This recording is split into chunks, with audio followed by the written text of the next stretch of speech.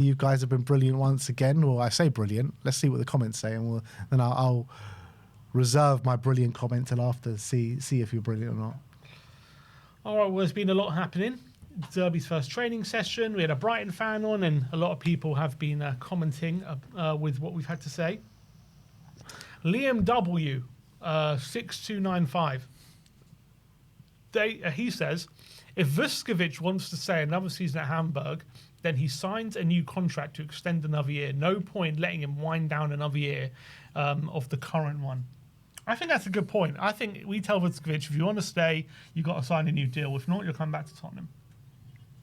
I think giving him that kind of ultimatum is fair. So, if he goes for another year, that means he'll be back in 2027, which will leave him 3 years left on his deal. So yeah, he's got a deal till 2030. So yeah, I'm bang up for that. I mean, maybe we should give a new contract anyway. But if he wants to go to Hamburg, you need to sign an extra 2-year deal. Yeah, I think that's fair because it's another year on his deal going up. And what do we get out of that apart from his development, which is obviously good? That is quite major. No, it's good, but like we could have used him next season, let's say, and we're letting him develop him, but also for him as well to play with his brother. But we want him back at Tottenham, so we want that security, albeit he'll still have 3 years, so it's not like he's a lack of security, but I think it puts us in a better situation if he signs that deal, in my opinion. Yeah, I agree with that. I have no problems with that whatsoever. Sign up or come back. Yeah, I think that's good. Next up, Andy Lloyd says, always makes me laugh that ENIC are happy to spend 60 million paying off managers, but won't spend the extra 2 to 5 million to get certain key transfers over the line. Well, I don't think they're happy to pay off managers 60 million. Well, it's just what they do. It's just what they do. Yeah, I think obviously it's a bit of a different, obviously it's a very different situation when you've got a player, right, and you've got to spend that money. It's a decision you have to make there and then, isn't it? Because the transfer window is quite short. You're in those negotiation phase. It's kind of like you have to use that bargaining chip to either spend the extra money or you hold firm on your price and hope that the other club blink first, basically. When it comes to managers, obviously they're at your club already, and when it comes to paying them off, it's like an ongoing situation where every week there's calls to let the manager go, and then eventually we end up spending the money, but that comes from a whole kind of build up to it, doesn't it, rather than these transfers. So I think I understand the point. I'd much rather the club spend more on transfers or spend more smartly on transfers rather than every time spending massive fees on sacking and then hiring new managers and coaching staff and everything. I think down the years, the amount we spent on coaches when we could have just given that money to the coaches and for transfers is probably crazy. Yes and no. I mean, obviously we could have given all that money to Pochettino and the rest could have been history, but like you could give all that money to the wrong coach as well and that having to end up fire that coach anyway. So it's all about giving the money to the right coach. Yeah. Let's say we gave all that money. Well, we did give a lot of money to Thomas Frank. We had to fire him anyway because he was failing at his job. So it's all about finding the right coach and giving him the war chest. Because if you give a war chest to the wrong coach, you're going to have to spend double as much. Should have given it to Ange. Chief and Chips says this is reacting to our video watching De Zerbi's first training session. He says, I couldn't watch this. It's like Daigle over Frank. He says we're Daigling. It's like we're like Daigle was with Frank with De Zerbi. That's what he's saying. We're doing a Daigle. We're Daigling. Fair point. That's what he's going to call when everyone fawns over a manager. Now they're going to call it Daigling. It's a fair point. It's a fair point. I think. Look, you can get excited without saying this is the future and we're definitely staying up and we're gonna be back in European football after next season. Yeah, we can do all those things, but it's just like how many times are we gonna do it? It's just like every time there's a new manager, we're gonna do it. It just gets a bit tiresome, man. Like let's just wait and see how it goes. The Daigle Dangle. The Daigle Dangle. We're doing the Daigle Dangle. You do the Daigle Dangle and you turn around. That's what it's all about. Daigle, you've become a verb. You've become a word. The Daigle, we're Daigling. Who else is dagling over De Zerbi? Let me know in the comment section. Let's see where we are now. Sunny says, here we go again. It has already started. Oh, he's the top manager. He's going to do this. He's going to do that. He plays this way. I didn't hear when it was Frank and many other managers before. Just wait when they lose the game and melt down and the manager is shit. It's true, man. It's so true. Like, that's the cycle of being a Tottenham fan, though. That's how it is. It is, but let's break the cycle, man. Let's just wait and see what happens. There's no breaking the cycle. Yeah, you can break the cycle. It's not possible. You got to get you excited. Can break it. You can That's break the whole it. point of football. If you're not going to get excited by a new manager, there's no point following watching football. It is when you've been stung. The amount of times we've been stung. So you're not excited with Zerbi? I am excited, but I'm not. I'm not. That's it. But I'm going into it with my eyes wide open this time, though. You're my excited. eyes are wide open because I know it's keep going us to up? end up crashing and burning. I was saying we're going to stay up before De Zerbi. True. But now you have extra belief. Is he going to get us Europe next year? Yeah, hopefully. There we go. There we go. The deluded excitement. That's what it's all about. It shouldn't be deluded to say Spurs get qualified in Europe next season with no European football. That's where we are. I think every football fan has a healthy sense of delusion. I think that's what it's all about. You've got to be a bit deluded about your own club to be a football fan. I think you should be. You should be. That's what support is. Exactly. Enough of the truth bombs. Exactly. Tiger Tony says there is no doubt that he did a great job at Brighton, but then again, Frank did a great job at Brentford. Managing Spurs, however, is a whole different ball game. Still, at least we haven't lost the game for a couple of weeks. Yeah, I mean, there was this kind of narrative about Frank from people when he came in saying he's never managed in Europe. He's done well at Brentford, but what else has he done in his career? What's De Zerbi ever done in Europe? In Europe, I think he's only been there with Marseille and Brighton. And Brighton, I think he got to the quarters, did he? In the Europa League, and then lost. Marseille, they got knocked out of the groups, got grouped. And also, like, a 24-man. Everyone was saying about Frank, like, how he's never won anything. De Zerbi's also never won anything, really. Ukrainian Super Cup. Yeah, the Charity Shield in Ukraine, great. No, that's all true. But I think the difference is how... It's the style of play. It's the style of play. That's it. And I think that's an important distinction. That's the most important distinction as to how that manager is going to do at your club. I think when it comes to Prem proven or what they've won, all this kind of stuff, I think that's all kind of noise surrounding what people think. I think all those things don't mean anything. They don't mean anything, in my opinion. What means something is how the quality of the manager, the football they play, their personality, and their quality. That's what really matters. The thing is, right, what we were saying about Frank, well, what a lot of people were saying about Frank was that he's turning us into Brentford stylistically, and that's not what this club should be, where he wants to do what he did at Brentford just with better players. Obviously, it didn't work out that way. But if De Zerbi tries to do what he did at Brighton with better players, then that's more palatable, isn't it? 100%. I think that's what we want. I think Brighton played like a big club. And just unfortunately, they couldn't quite obviously get to the heights. And they did have quite good players in certain positions. But their model, I think, always prevented them from really competing with the big clubs. But under De Zerbi, they played like a dominant Big Six team. That's how they played. That's the football they played. Brentford never did that. They never ever did that. Don't get me wrong, they competed, and they competed against better clubs than them and all that kind of stuff. But they never played the kind of football like we're a big club, we're going to be dominant over you or anything like that. That's never how they played. Yeah, they go toe to toe, Brighton. Brentford don't go toe to toe. They hit on the transition. Yeah, exactly. And they try to find the spaces. They did it very well. Don't get me wrong. They got some really good results. But Brighton, when you're playing against that Brighton team, they'll go toe to toe with you. Brentford always played like a plucky underdog, outperforming themselves. That's how they played. Brighton played like they're the big dog. They're one of the big teams in the league. That's how they played. Even though they weren't, that's how they played. And that's what he wants to bring to Tottenham. Jack Lane, 3679, says...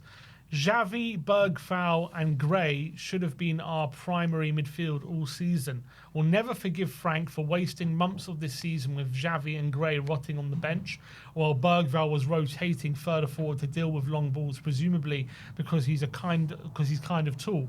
killed the development of our biggest midfielders and took minutes off attackers like Moani and Tell, who needed time on the pitch to bed in as well. Yeah, I mean, some of the handling of some of these players this season from Frank was nothing short of disgraceful. You want to look at Javi, like, to have him as your number 10 or out left, wherever he played him, and just have no one in any sort of vicinity around him. There was just no support for Javi whatsoever for the majority of times he played in the Premier League this season. You're looking at Lucas Bergvall, completely misprofiled by Thomas Frank, playing him everywhere but his pretty much his favoured position. We've seen him out on the wing, out on the left wing at times, in the 10. No, he's an 8. That's where he should be playing. That's where he thrived last season under Ange Postecoglou, and we barely saw him there for Thomas Frank this season. So Thomas Frank, 100%, he did a lot of players no favours in terms of development. Tell as well. Tell. How many times did we say with Tell, he's playing well, give him minutes, and he wouldn't be in the squad or wouldn't be in the team? And also that there was times where Odebear looking like really good and looked like, you know, he was getting to grips with things, and benched for like 3-4 weeks, not to be seen. I never understood some of Frank's decision making. And then on top of that, the football we were playing was just diabolical. And I really think the way he played hampered a lot of the players' development. I really believe that. Era of Not Tomorrow says Sim Postecoglou and Ben Kaufman. Shouldn't it be Ben Postecoglou? Because I'm always coughing. Ben Postecoglou. Is that a play on the fact that Ben coughs a lot, or are you sounding like Ben Kaufman? If you smell what the cough is brewing. Yeah, my cough's been pretty bad over the last couple of days. It's been bad. People are starting to notice. It's better today, though. It's better today. Have not coughed once in this stream. True. There's still time. Drop Kick Your Teacher says, we're seriously getting excited for training footage. Yeah. Obviously. What do you mean? Of course we are. We can't get excited with the game, can we? Literally, Spurs haven't played in 3 weeks. We're starving. We need to watch. Exactly. Did you not see that way that Bergvall skinned Paulinho alive? Yeah, look at that finish from Richarlison. Like, as I've said, as long as Tottenham don't play, we can get as excited as we want. Exactly. It'll all come crashing down on Sunday, but 100%. I think, did you not see the way that Zerbi put his arm around Bergvall? Guarantee within a minute we're going to play their striker for on goal with a bad mistake. And then bam, 1-0, and all the excitement dissipates. Timu says Paulinho isn't as bad technically as people think. He scored a few bangers for us this season, so I'm sure Zerbi can teach him how to pass a ball accurately. Yeah, maybe. I think we saw a few technical glimpses in the training footage from Paulinho as well. Bit of control. So, I mean, he is a professional footballer after all. I think you don't get this far in the game without being able to pass a football. I think it's not necessarily that he can't pass. It's more under pressure when he's got players around him and he needs to have the vision to make an accurate pass or a progressive pass. He always either plays it safe or out of play. That's the reality. That's what we see. Now, maybe it is a lack of options. Maybe it is, the setup from Frank or Tudor that's really been hampering him. So we'll have to wait and see about that. I think, obviously, if you give any Premier League, any footballer in the Premier League time and space, they can all pass the ball and they can all, do the things. It's all about doing it under pressure with little time and little space. And Paulinho has definitely struggled to do that from what I've seen. And I imagine, I don't know as a fact, but I imagine that's why he couldn't get to grips with it at Bayern. Because obviously he was brought there as a big signing from Company. We know the way Company likes to play. He needs his midfielders to be able to take it on the half turn and be able to distribute the ball quickly under pressure. And he wasn't able to do that, so he wasn't able to get the minutes. Yeah. Drop Kick Your Teacher again, and he's responding to our video about we were talking about Johan and Vinay and all the stuff the club are pumping out yesterday. And he says, club propaganda at its finest, and you guys are falling for it. While it might be true, if we weren't in a relegation battle, you wouldn't be hearing any of this. I think he's talking about maybe as well the fact they said Zerbi's going to get all this control and everything. He's just saying it's propaganda from the club. Yeah, 100%. 100%. I said it. I think I said it on the video yesterday. It's just like every time there's a new manager, every time there's some sort of breaking or some crisis at Tottenham, you always hear things are about to change. This one's going to get power. We've got 150 million pound war chest, all this kind of garbage. It was only, a few months ago, summer of change, remember? Everything's getting ripped up and now ripping it up again and starting again. Yeah. apparently. Anyway. Every summer is going to be the summer of change until they finally get it right. Yeah, that's a big problem. But that's the problem with when you make so much change like we have. Levy gone, lots of new heads of departments, all this kind of stuff. The reality is it might take time to implement it, but you have to believe in it. Now, obviously, the way things are going at Tottenham right now, you're going to get criticism from the fans, and you're going to get a lot of criticism coming from the media and left, right, and centre. And so there might be a big temptation to start it all again, and that might be the right thing to do because maybe you have just completely gone the wrong direction. And judging by the evidence, you have. But the problem is, you can also, like we maybe have in the last few years, and I think Chelsea suffered from this a bit. You do get a bit stuck in a cycle where you make a lot of change. It doesn't work immediately because when you do change a lot of things, it might take a bit of time to really reap the rewards. You don't see those rewards quick enough. You then make a whole new bunch of changes because it hasn't worked, and then that takes time. And then because that hasn't worked immediately or hasn't improved things immediately, you then make even more change. You get stuck in this cycle where things aren't changing quick enough, but every time you change it takes even longer for things to get better. So you want to obviously be wary of being stuck in that cycle, for sure. But the way things are for us, I mean, it's so bad. I think you probably do have to make major changes. But I'm just saying there is a fear for that, isn't there? And I don't know how do you know you're in that cycle unless you get out of it? You need to be able to see the green shoots. Like, as much as they did it at Chelsea, Arsenal was a key example of how to do it right, isn't it? Because they had this big change. Arsene Wenger was, a big voice at that club. He had so much control over everything. And when he went, they were just like in the wilderness for a little bit. They didn't know what to do. They didn't know who they were. They didn't know which direction to go. Stan Kroenke and everything, they seemed completely lost and clueless, and there were big protests against the board at Arsenal. And then after that happened, Josh Kroenke took complete control and Stan took a step back, and they started pumping quite a bit of money in the club. They hired Arteta, and even when it was going wrong in the opening few years, I think behind the scenes they still saw green shoots of what Arteta was trying to do, and they stuck with their convictions, and they saw light at the end of the tunnel, and now they're at where they're at. 9 points clear at the top of the league. Still haven't won anything, by the way, but still, they're looking like in very good shape in terms of moving forward into the future. So you need to see green shoots. You need to make sure that the manager at the helm is the right guy to take the club forward.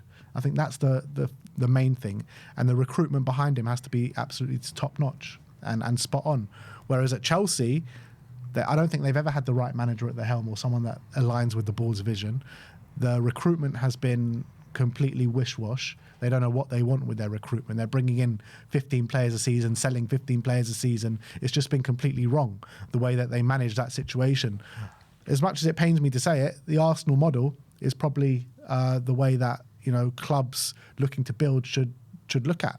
Yeah, and it's also why going for Thomas Frank to replace Ange in the summer was the worst thing we could have done, in my opinion, because we're going in a certain direction, not necessarily because of Ange, the manager. I'm just saying the way you're playing, what we were trying to do, younger players, a style of play. There was also reports when Ange said that all the different youth levels are playing the same way of football and all this kind of stuff to give continuity. So we're going in that direction, and then you sack Ange and bring someone in like Frank, who's just completely different and a different style of play and a style of play not that the fans can't even get behind. But regardless of that, it was just very different to what we were doing before. If we would have gone straight from Ange to Zerbi, it would have been more of a continuation and maybe an upgrading. But going for someone like Frank completely ripped everything up, and now we're in the situation we're in now because I think that decision, it was such a Can we just decision. pretend the Frank tenure didn't happen, and then now we're just going on the same path? I wish.